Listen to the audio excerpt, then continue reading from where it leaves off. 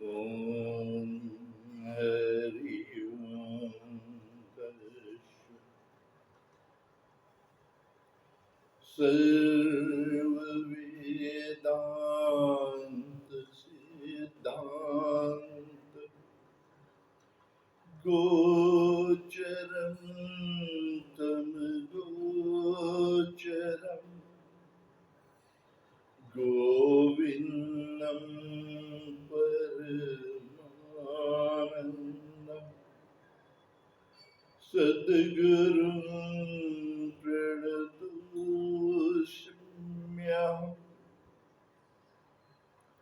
अथ श्रीमद्राष्टिकम् अधरं मधुरं वदनं मधुरम् नैनं मधुरं शीतं मधुरं हृदयं मधुरं मधुरं मधुराधिपतेरखि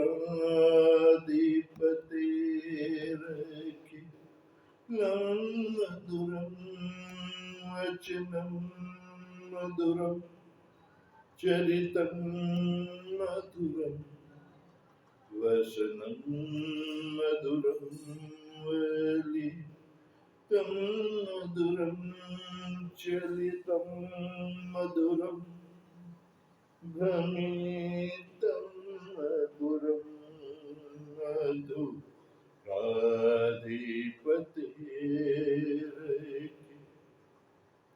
मधुरं वेणुर्मधुरं वेणुर्मधुरं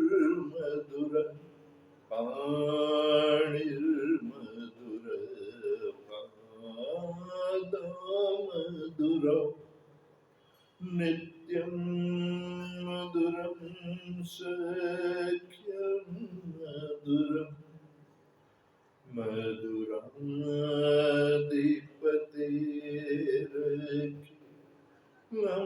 मधुरं गीतं मधुरं पीतं मधुरं भुक्तं मधुरं शुक्तं मधुरं रूपं मधुरं तिलकं मधुरं मधुराधिपतेरखि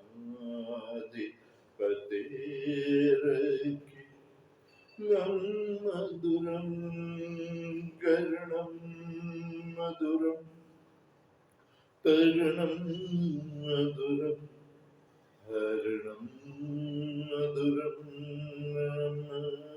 रमणं मधुरं वमितं मधुरं समीतं मधुरं मधुराधिपतेरखि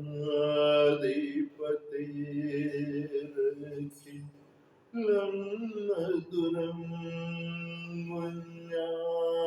मधुरा माला मधुरा यमुना मधुरा वीची मधुराशलिलं मधुरं कमलं मधुरं मधुराधिपतेरखि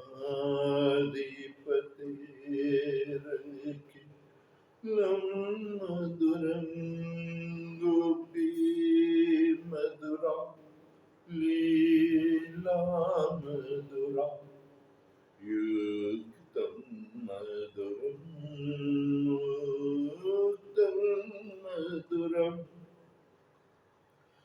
दृष्टं मधुरं शिष्टं मधुरं मधुराधिपतेरखि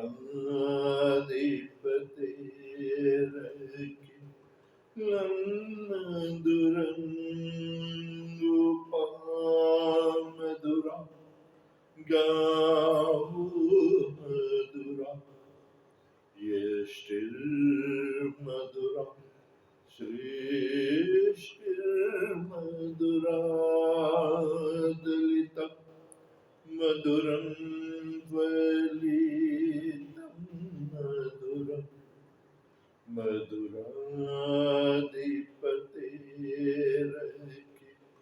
लं मधुरं मधुराधिपतेरखि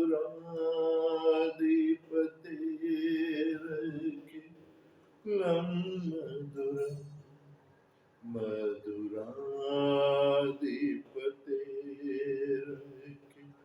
लं मधुरं ओमिति श्रीमद्वल्लभाचार्य विरचित श्रीमद्भाष्टिकं सम्पूर्णम् श्री राधे कृष्णार्पणमस्तु। ओम नमः पार्वती पते हर हर महादेव।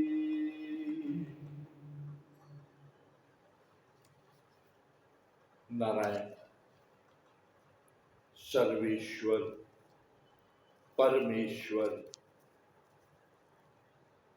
द्वारिकाधीश योगेश्वर भगवान श्री कृष्ण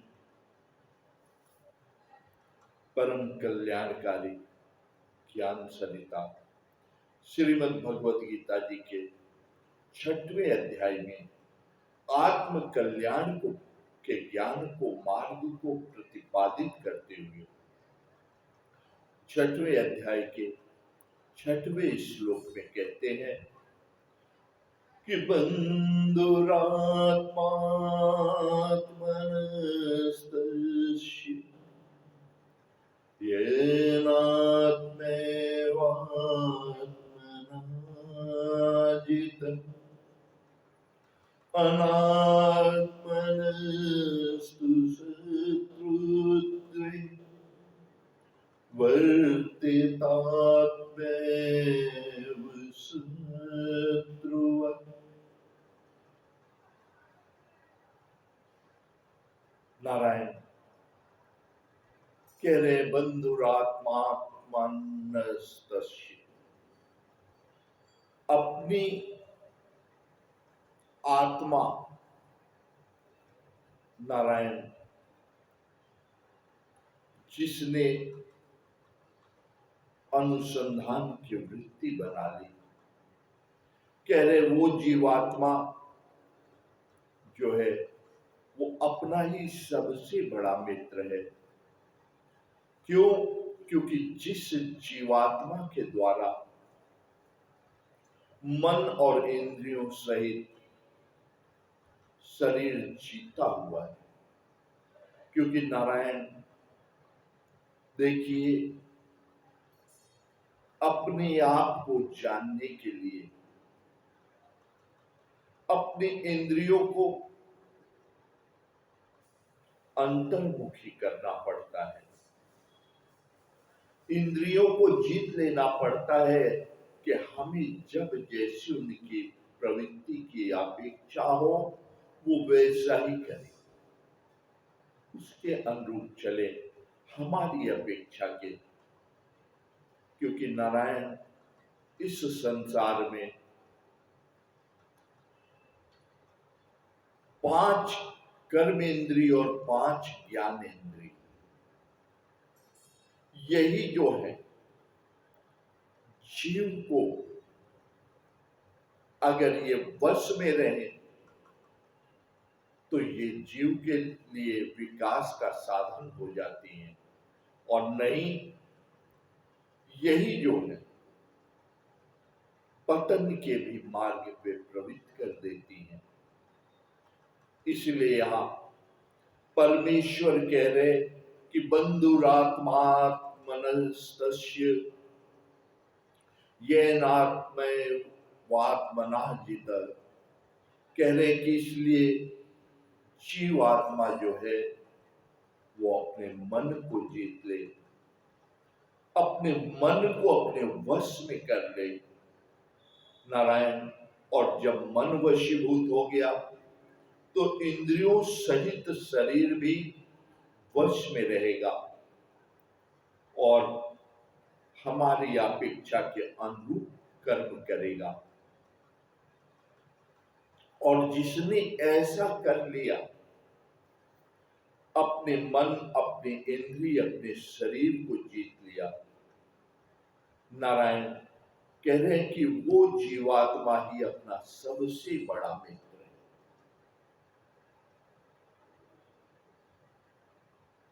क्योंकि देखिए,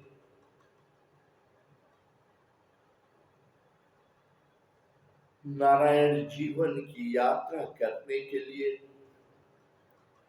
यही तन रूपी रथ प्राप्त हुआ है और इसी के माध्यम से जीवन की यात्रा को करना है। अगर ये रथ सही है, सुदृढ़ सशक्त है, तो यात्रा भी सुगम होगी। और नारायण जिसने अपने मन को अपने इंद्रियों के सहित शरीर को जीत लिया, समझ लीजिए उसने अपने जीवन को सार्थक कर लिया। क्योंकि एक बार नृपति मन माही भई ग्लानि मोरे सुतनाई। राम सिया राम सिया राम, जय जय राम। नारायण राजा दशरथ हैं, उनके मन में चौथे पन में एक बार ये विचार आता है कि चौथा पन आ गया, लेकिन मेरे कोई संतान नहीं है। नारायण क्योंकि बचपन बाल्यावस्था जो है वो खेल कूद में, क्रीड़ा आदि में चली जाती है। जिनके पास सद्बुद्धि ना हो उनकी, गृहस्थ आ गया तो नारायण परिजन पुरजन इष्ट मित्र ये ऐसे खिलौने होते हैं, कहते हैं क्या करें, इनसे समय ही नहीं मिलता। नारायण कुछ समय बीता, संतानोत्पत्ति हो गई, तो दिन भर बच्चे पीछे पीछे घूम रहे। अब उनसे समय नहीं मिलता।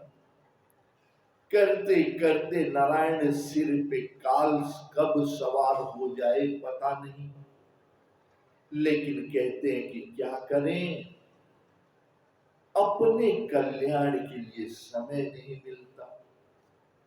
यही अविद्या है, ये माया का संसार है, नाना प्रकार से भटकाए रखेगा, उसी में लुभाए रखेगा। लेकिन जब चौथापन आता है नारायण, समय ही समय होता है। जिस बच्चे के लिए आपने भगवान का स्मरण नहीं किया, वही परिवार बुलाइए, 10 बार बुलाने पे कहता है आते हैं ना, अभी समय नहीं है। नारायण खाट जब पकड़ लेता है वही जीव, भगवान कहते देख, जिनके लिए तूने मुझे छोड़ा था, अब तू उन्हें देख। नारायण खाट पे पड़े पड़े बेचारा देखता है, 10 बार आवाज देगा तो कहेंगे आ रहे हैं ना, क्यों चिल्ला रहे हो, समय नहीं है। जिनकी वजह से तूने परमात्मा को छोड़ा, परमात्मा के स्मरण के लिए, भगवान कह रहे मेरे स्मरण के लिए समय नहीं था, वो तुझे छोड़ के भाग रहे। अब उनके पास तेरे लिए समय नहीं है। नारायण तब यहीं पे बोध हो जाता है, सारे किए गए कर्म के फल यहीं भोगते हैं। अब उनके पास समय नहीं, तो कह रहे बोध हो जाता है कि एक बार नृपति मन माही भई ग्लानि मोरे सुतनाम। अब राजा दशरथ को जब चौथा पन आता है, दशरथ कौन है? यही नारायण 10 इंद्रिय रूपी घोड़े और यही शरीर रथ है। 10 ही इंद्रियां, 5 ज्ञान इंद्रिय, 5 कर्म इंद्रिय, जिसने इन्हें अपने वश में कर लिया, शरीर को वश में कर लिया, मन वश में है, तो कह रहे वही राजा दशरथ है।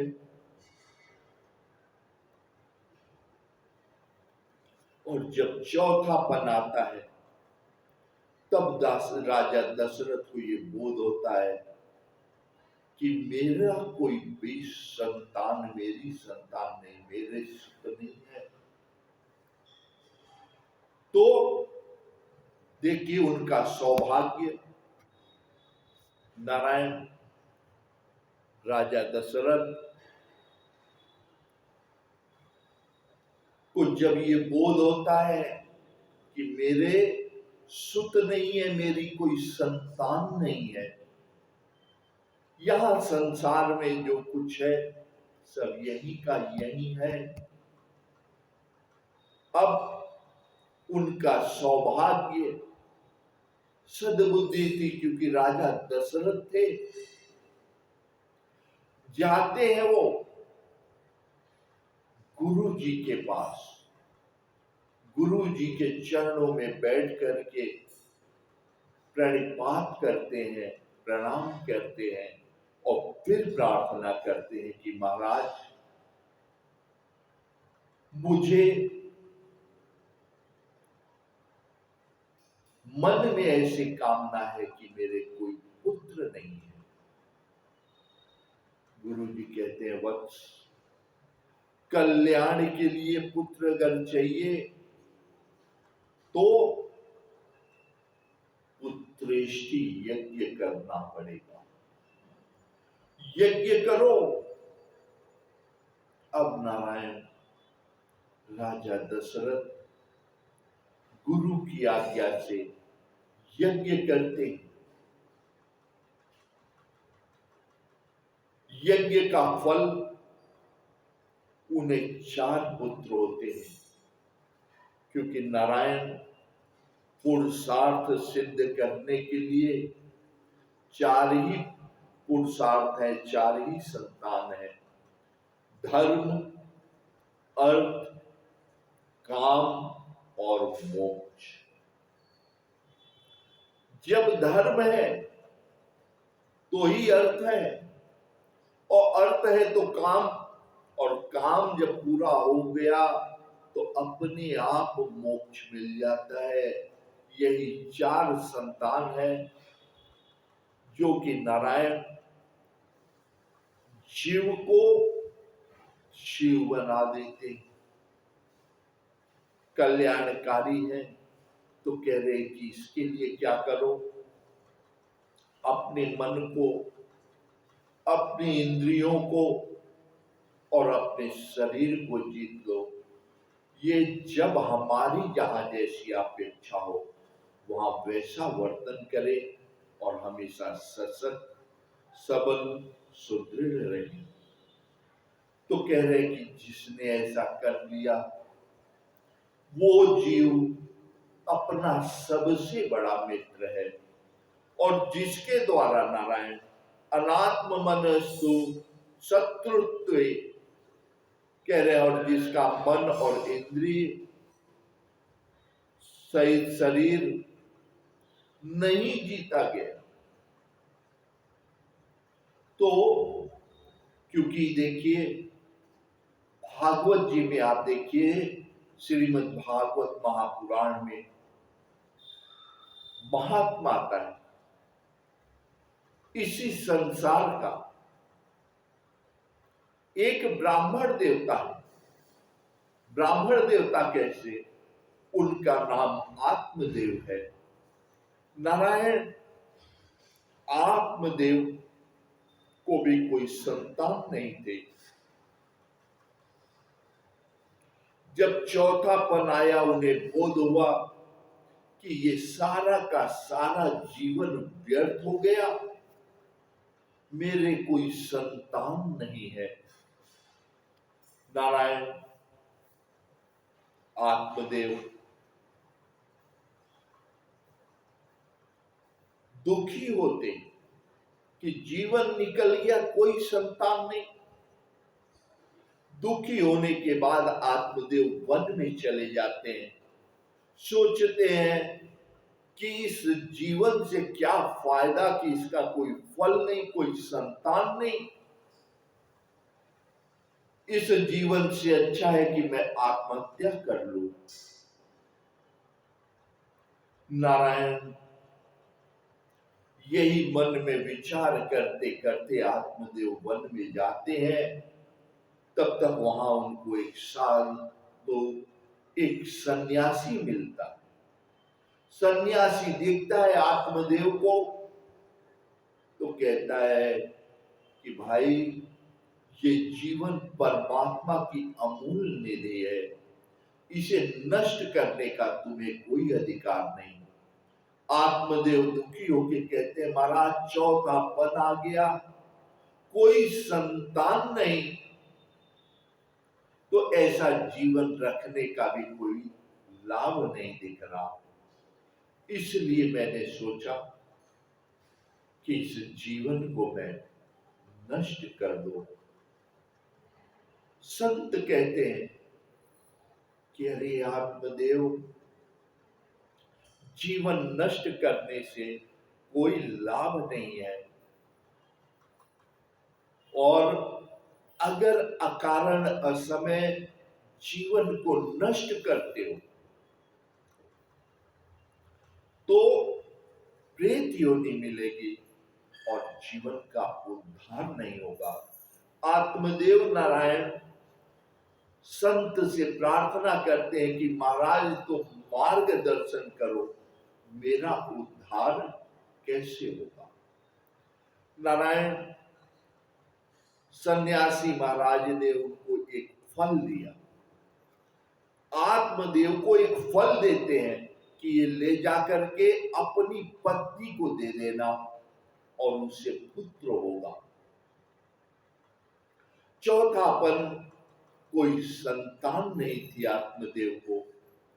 वो प्रसन्न होते हैं, संत का आशीर्वाद लेकर के आते हैं और वो फल अपनी पत्नी धुंधली को दे देते हैं। धुंधली को जब फल देते हैं, कहते हैं ये संत का प्रसाद है, इसे तुम ग्रहण कर लेना, इससे तुम्हें पुत्र होगा। नारायण देखिए, यही यहां योगेश्वर बता रहे कि नियमित अभ्यास करो। उससे क्या होता है, चित्त की वृत्ति शुद्ध होती है। जैसे देखिए, हम रोज भोजन करते हैं, भोजन करने के लिए कभी कोई ये नहीं सोचता कि जाने दो आज नहीं करेंगे। व्रत भी रखना हो, हाँ, भोजन जिस दिन करना होता है उस दिन कम चिंता होती है, और जिस दिन व्रत करना हो तो ज्यादा व्यवस्था हो जाती है। हाँ, आज ये बना लो, ऐसा फलाहार होना चाहिए, ये होना चाहिए। तो भगवान कह रहे हैं वैसे ही भजन है। भजन भी नियमित करने से क्या होता है, चित्त की वृत्ति शुद्ध होती है। लेकिन धुंधली जो थी आत्मदेव की धर्मपत्नी, नारायण उसके चित्त की वृत्ति शुद्ध नहीं थी। आत्मदेव ने जब संत का वो फल दिया कि ये खा लेना, तुम्हें संतान होगी, तो वो सोचने लगी कि साधु संत का क्या भरोसा, इसमें कौन सी उन्होंने तंत्र मंत्र किया है, क्या किया है। फिर अगर खा लो तो 9 महीने तक गर्भवती रहना पड़ेगा, पेट में बच्चा रहेगा, इतनी तकलीफ होगी, ऐसा होगा।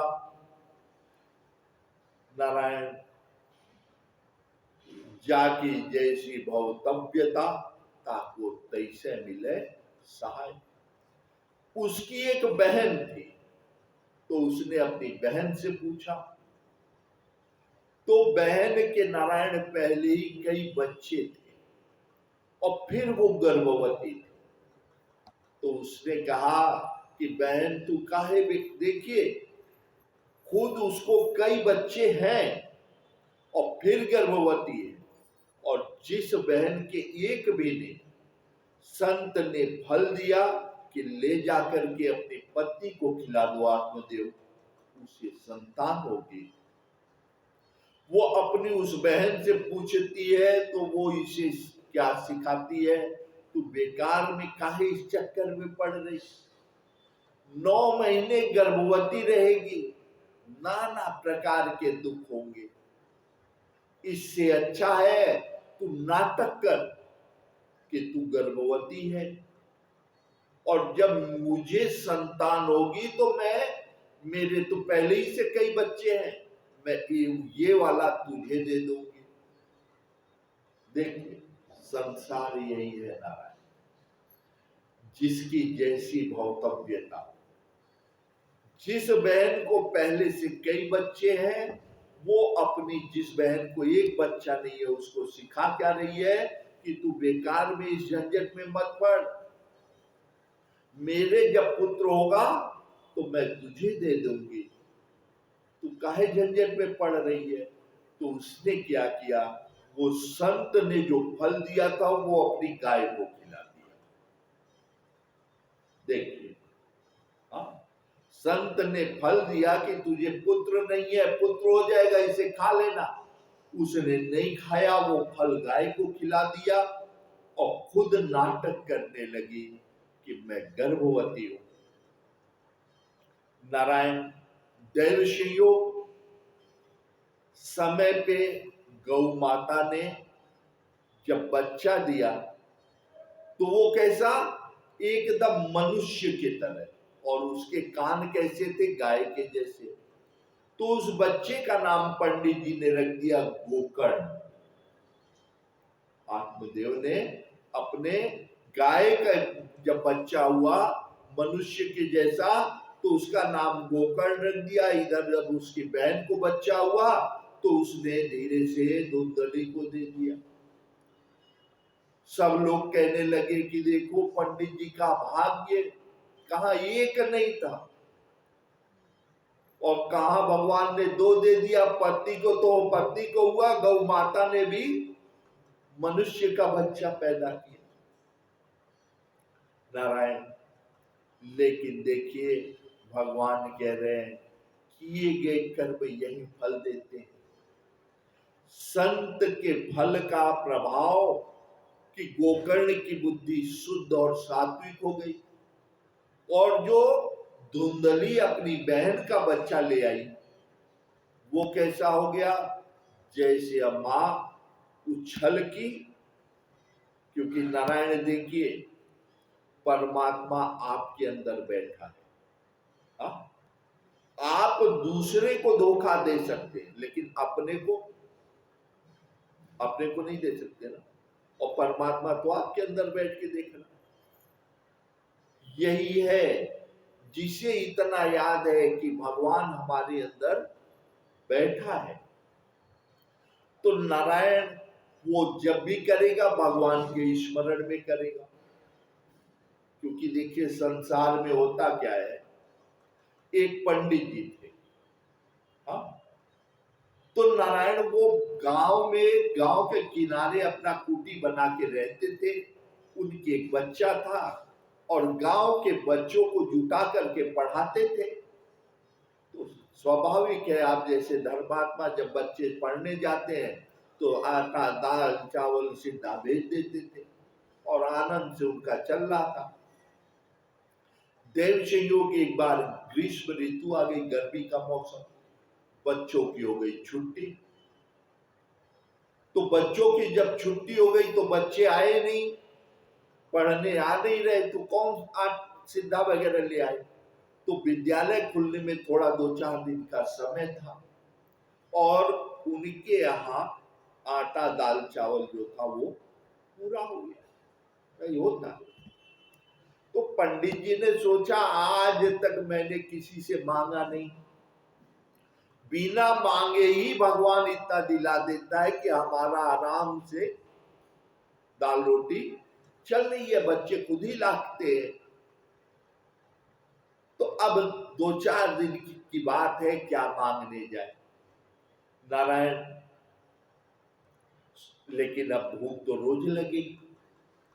तो उन्होंने कहा बेटा 1-2 दिन में बच्चे पढ़ने आएंगे तो ले ही आएंगे, लाते हैं। 1-2 दिन के लिए क्या मांगा जाए, एक काम कर, गर्मी का मौसम है और जो आम का बाग है इस समय आम खुद पक रहे हैं, गिरते हैं, तो तू एक काम कर, जो थैला ले ले और थैला लेके चला जा, और रखवाला जो है मालिक वो न देखे, एक झोला भर के लेके भागा।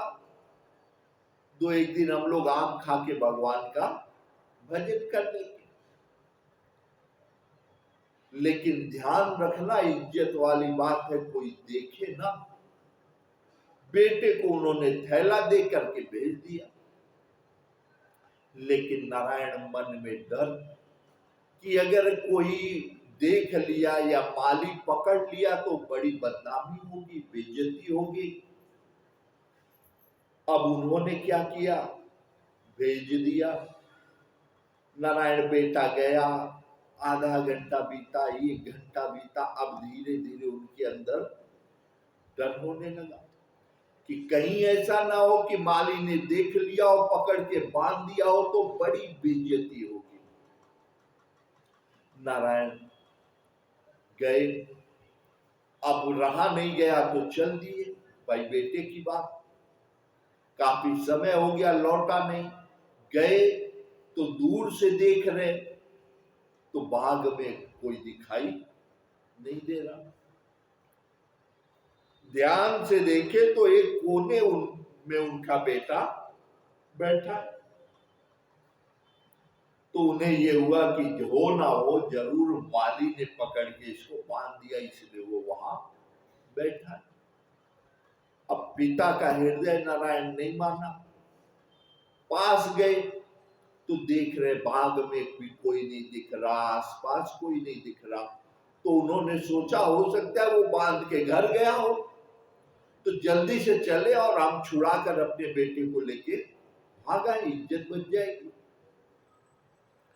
जब बेटे के पास गए तो देखे आराम से बेटा बैठ करके भगवान का भजन कर रहा। अब नारायण पंडित जी के हृदय में जो इतना धक धक हो रहा था, इतने देर में उन्होंने कितना सोच डाला कि पूरे गांव में इज्जत चली जाएगी, वो बांधा होगा, ये होगा। और देखे तो कोई ना कोई वो बेटा बैठ के वहां पर भगवान का भजन कर रहा। कह रहे बेटा माली, क्या पिताजी वो तो कब का घर पे गया, भोजन करते। कहे तब, और इतना मूर्ख, आम सब पका हुआ गिरा हुआ है, पड़ा है, तू थैला लेके भर के भाग आया होता ना। अब उन्हें गुस्सा आ गई, उन्होंने 2-4 झापड़ मार दिया बेटे को। क्या यहाँ इतना आम गिरा हुआ है, माली घर पे गया है, कोई नहीं है, तो तू लेके भाग आया होता। हाँ, घर पे बैठ के नहीं भजन कर सकता, भजन तो तू घर पे आके बैठ के करता क्यों। तो बेटे ने कहा नहीं पिताजी, आपकी आज्ञा थी कि कोई न देखे। हाँ, तो माली तो गया घर, लेकिन एक दिन आप ही ने बताया था कि भगवान सबको देखता है। आपने ये नहीं बताया कि भगवान कब आंख बंद करेगा। हा? ये आज तक कभी आपने नहीं बताया कि भगवान कब आंख बंद करता है। तो चलते समय आपने कहा कोई ना देखे, तो मैं सोचने लगा कि आपने तो कभी आज तक ये बताया नहीं कि भगवान कब आंख बंद करता है, इसलिए मैं बैठ के भगवान का भजन कर रहा हूं कि भगवान ये तो बताए वो कब आंख बंद करेगा कि मैं आम लेके भागूं। अरे पिता ने कहा बेटा गुरु गुड़ रह गया, चेला शक्कर हो गया। कम से कम तुझे इतना तो याद है।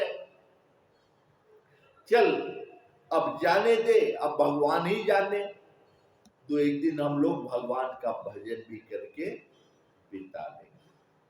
तो यही बता रहे हैं नारायण यहां कि किए गए कर्म यहीं पे फलदायी है। धुंधली जो थी आत्मदेव की पत्नी, उसने नारायण संत का फल ग्रहण नहीं किया, अपने पति को भी धोखा दे दी कि मैंने फल खाया और मैं गर्भवती हूं। और बहन के कहने में आकर के उसने क्या किया, बहन के बेटे को ले आकर के अपना बेटा बना करके रख लिया। नारायण देखिए होता क्या है, जो बच्चा आपके पेट में 9 महीने रहा वो आपका अंश है। आपका दूध उसके रक्त में, उसके शरीर में रक्त बन के दौड़ रहा है, वो जब भी खींचेगा आपको खींचेगा। लेकिन दूसरे का अगर बच्चा है नारायण तो उसका भरोसा नहीं, क्योंकि वो संस्कार, वो लगन, वो प्रेम आप कुछ कर डालिए नहीं आ सकता, क्योंकि जो आपका अंश है, अंश अंशी की तरफ खींच ही लेता है। तो धुंधकारी जो था नारायण वो उसकी बहन का बेटा था। धुंधली ने नारायण बहुत लाड प्यार दुलार से पाला, लेकिन जैसे जैसे बड़ा होता गया वैसे वैसे वो उद्दंड हो गया, जुआ आदि खेलने लगा, ब्राह्मण का बालक होकर मदिरा पीने लगा। अब नारायण आत्मदेव को बहुत ही चिंता हुई कि आत्मदेव का बेटा ऐसा। उन्होंने समझाना चाहा, लेकिन उसका नारायण कहा है जब संस्कार बिगड़ गए, दांत तभी तक अच्छे हैं, बच्चों को शुरू से सुधार के रखिए, बिगड़ने के बाद सुधारना मुश्किल होता है। बने को आप बुद्धिमान है, बने को ही बनाया रखिए, बिगड़ने मत दीजिए, और बिगड़ने के बाद बना पाना मुश्किल होता है। नारायण पहले उन लोगों ने ध्यान नहीं दिया, गोकर्ण जी ने समझाना चाहा, नहीं समझा, वो साधु स्वभाव। उन्होंने कहा भैया तू जान, अपने राम चले तीर्थ यात्रा कर ले, हाँ भगवान का भजन कर ले, भगवान को प्राप्त कर ले, यही अच्छा है। वो चल दिए तीर्थ यात्रा करने, सबसे अच्छा, बद से अच्छा त्याग। हाँ, किसी से आप खराब करने से अच्छा है कि अगर नहीं समझ में आ रहा आप अपना चल दीजिए, भगवान का भजन करिए, वो जैसा करेगा भरेगा। हाँ, और उसको उसके कर्म का फल देने वाला परमात्मा है, वो हजार हाथ हजार हाथों से, हजार रास्तों से दिला देगा, वो जिसका जो पात्र है वही। गोकर्ण जी यही सोच के और चल दिए तीर्थ यात्रा। नारायण आत्मदेव की भी बात नहीं माना, वो भी चल दिए वन। अब धुंधकारी जिस मां ने नारायण संत के प्रसाद का अपमान किया, अपने पति को धोखा दिया, बहन के कहने पे आकर के उसने अपने पति को, देखिए इस संसार में नारायण एक नारी ब्रह्मचारी। क्यों? इस संसार में जब कोई भी आता है तो मां कौन देता है? भगवान देता है। कोई पसंद करता है? मां जो है वो भगवान की दी हुई है, और जिसकी दृष्टि मां के समान ही सबको देखे। हाँ, सब मां के समान है तो वही ब्रह्मचारी है। एक नारी ब्रह्मचारी। फिर नारायण चाहे स्त्री हो चाहे पुरुष। हाँ, दूसरा दूजी नारी सदाचारी। क्यों? क्योंकि देखिए ये संसार सनातन धर्म लक्ष्मी और नारायण की परंपरा से चल रहा है। लक्ष्मी आई तो उनके अंश का नारायण। हमारे यहां चाहे बेटी हो चाहे बहू हो, दोनों को कहते हैं ये लक्ष्मी है भैया। बेटी पराई लक्ष्मी है और बहू हमारे घर की लक्ष्मी है। आई तो लक्ष्मी है और जा रही है तो लक्ष्मी है। तो वो जिस नारायण के जो अंश की है उनके लिए नारायण।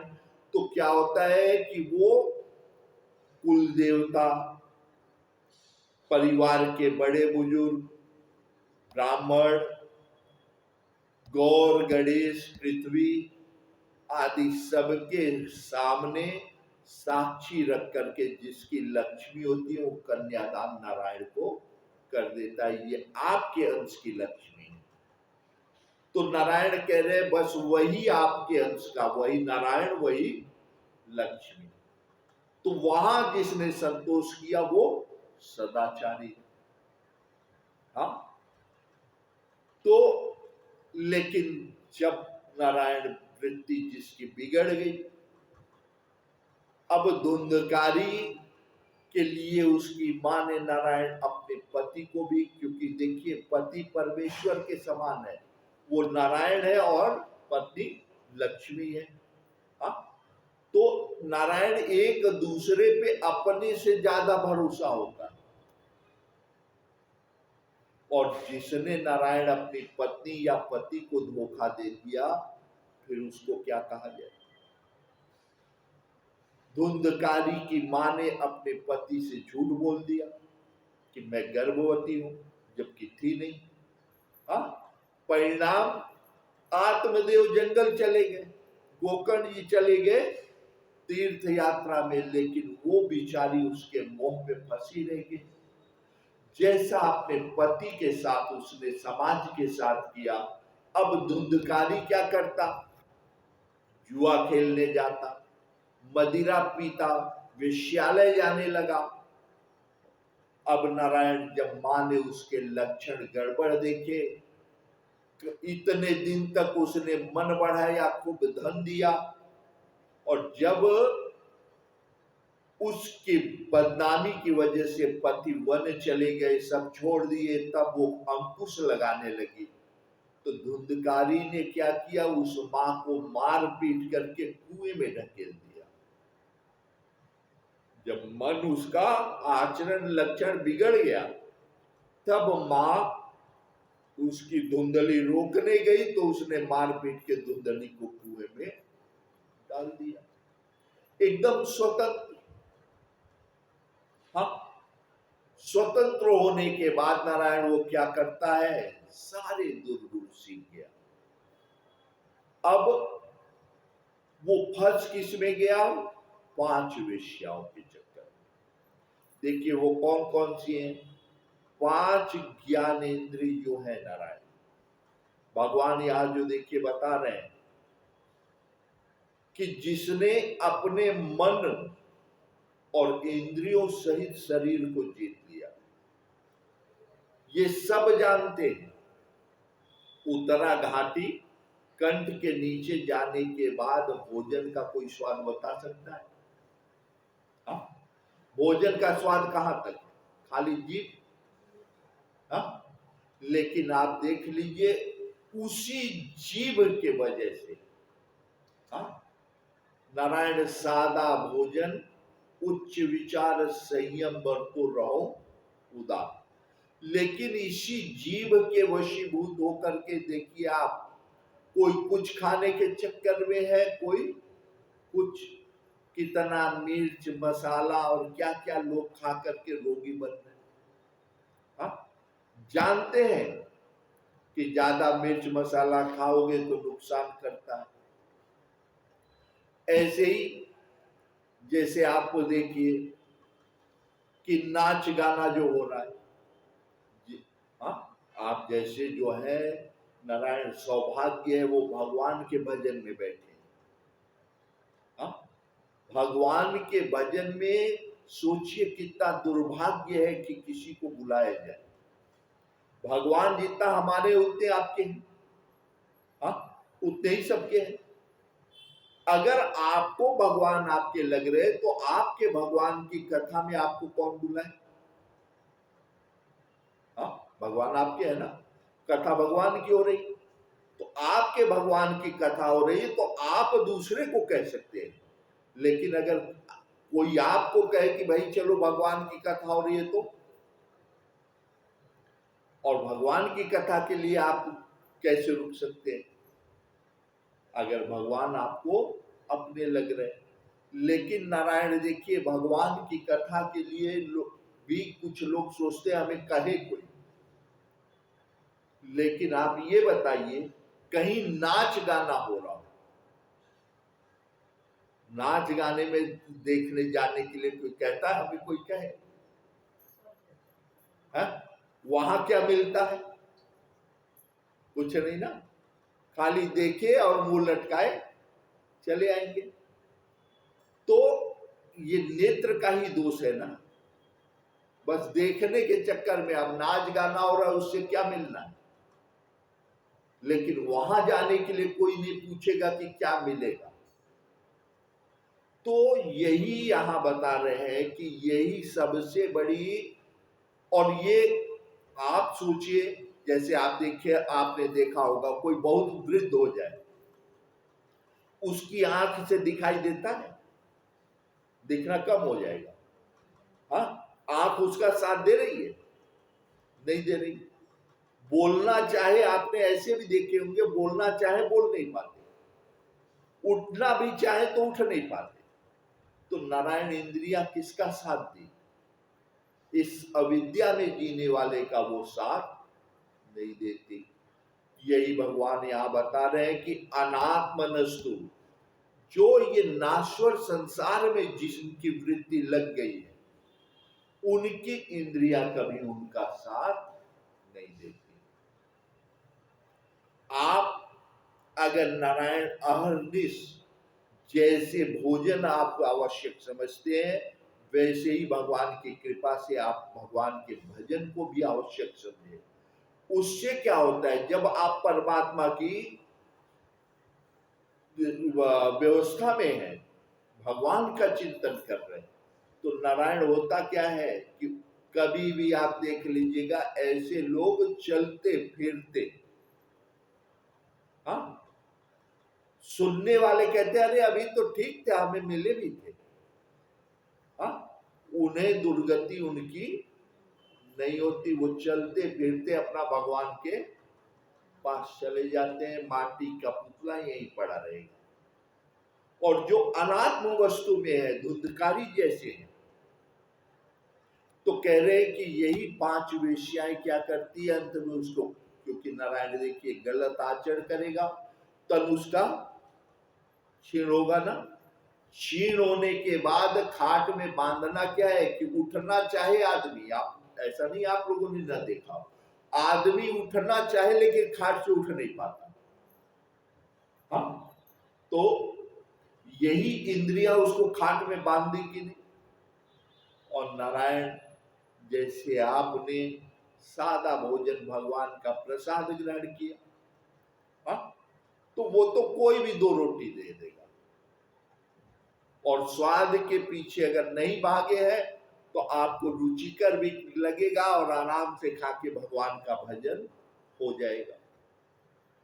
लेकिन जिन्होंने नारायण विविध प्रकार के व्यंजन का उपभोग करा,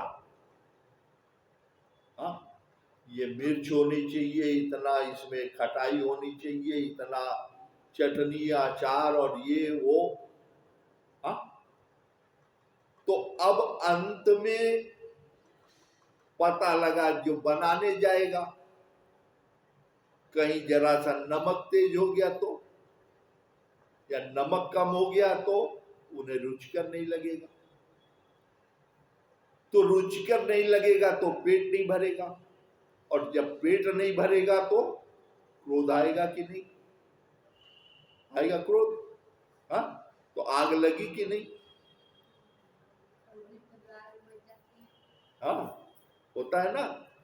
यही आपके भागवत जी में धुंधकारी का प्रकरण जो है वो भगवान बता रहे, यही है कि जिसने संयम से अपने जीवन को नहीं रखा, उल्टा सीधा खाया, तो नारायण उसकी इंद्रियां ही उसको खाट में बांध देती हैं और फिर मुंह में आग लगा देती है। क्रोध आएगा ही, क्रोध में बोलेगा तो कहते ना आग उगलना है, इनसे कौन बोले? नारायण वही इंद्रियां उसको त्रसित करके मार देती और प्रेत बन जाता है।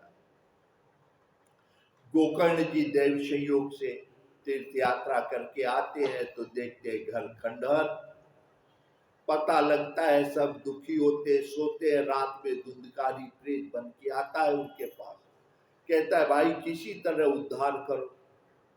तब गोकर्ण जी नारायण उसको भागवत सुनाते। कल्याण का साधन भगवान कह रहे यही है, भागवत जब सुनाते हैं तो 7 दिन में धुंधकारी का उद्धार होता है। तो यही कह रहे हैं नारायण कि जिसने, भगवान कह रहे हैं बंधुरात्मान मनस्तस्य ये वा मनाजित अनात्मनस्तु शत्रुत्वे वर्तेतात्मैव शत्रुवत्। तो कह रहे जिसने अपनी ही मन इंद्रियों के समेत शरीर को अपने वश में कर लिया, जीत लिया, वो अपना सबसे बड़ा मित्र है, हाँ? और उसके माध्यम से वो क्या करेगा? भगवान का भजन कर लेगा। लेकिन नारायण जिन्होंने अपने मन और अपनी इंद्रिय और अपने शरीर को नहीं जीता, वो अपना ही सबसे बड़े शत्रु के समान है। क्यों? क्योंकि उसका ये जीवन, ये जन्म व्यर्थ हो जाता है। तो इस प्रकार से भगवान बता रहे कि अपने ही सबसे बड़े मित्र बनो, अपने मन, अपनी बुद्धि और अपने शरीर को जीत लो नारायण। क्यों? क्योंकि ये संसार है। जब आप अपने, जैसे कभी मान लीजिए, देखिए हाथ है, थोड़ा नमक कम हो गया, हाँ? आपकी इच्छा है थोड़ा सा मिला लो, उसमें किसी को दोष देने से कोई लाभ नहीं है। हो सकता है कभी आपकी इच्छा थोड़ा नमक तेज खाने की हो जाए, हाँ? या थोड़ा, तो नारायण कह रहे कि देखिए अगर शांति से जीना है तो अपने मन को, अपनी इंद्रियों को और अपने शरीर को अपने वश में रखिए, हाँ? क्योंकि संसार इतना बड़ा है, संसार में आप किसको किसको बदलने जाएंगे, और हर व्यक्ति अगर अपने अपने को सुधार ले तो यही संसार पूरा सुधर जाएगा। तो अब आगे भगवान कहते